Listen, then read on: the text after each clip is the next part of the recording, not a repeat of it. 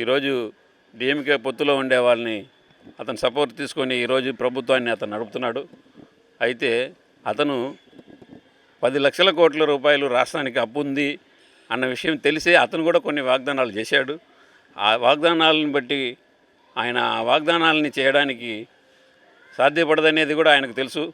అయితే ఆయన నిజానికి ప్రజలకు ఏం అవసరం అనేదాన్ని ఇక మీద ఆయనకుండే ఒక అధికారుల టీంని దగ్గరకు పెట్టుకొని ఏ రకమైన విషయాలు చేస్తే ప్రజలు తృప్తి పడతారు, సంతృప్తి చెందగలిగే పనులు ఏది అన్న దాని మీద ఆయన దృష్టి పెట్టి ఈరోజు ప్రభుత్వాన్ని ప్రజలకు అందుబాటుగా ఉండేటట్టుగా ఆయన ఆలోచించుకొని పరిపాలనని ఆయన సాగిస్తే చాలా మంచి ప్రభుత్వంగా అది నిలుస్తుంది.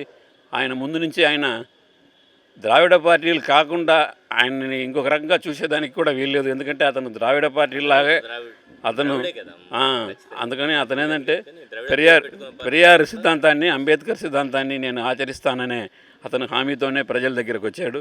అందుకని ఆయన ప్రభుత్వాన్ని కూడా సెక్యులర్ ప్రభుత్వంగా నేను నడుపుతానని హామీ ఇచ్చున్నాడు. ఆ రకంగా ఆయన 5 ఏళ్ల పరిపాలనలో ఆ సెక్యులరిజానికి ఇబ్బంది లేకుండా, ఎటు మతపరమైన ఆలోచనకి దావు లేకుండా ఆయన పూర్తిగా ఆయన ప్రభుత్వ టయాన్ని ఆయన ఆ రకమైన వాతావరణంతో ఆయన నడిపించాలని, ప్రజల్ని ఆ వైపు ఆయన నడిపించాలని కోరుకుంటున్నాను.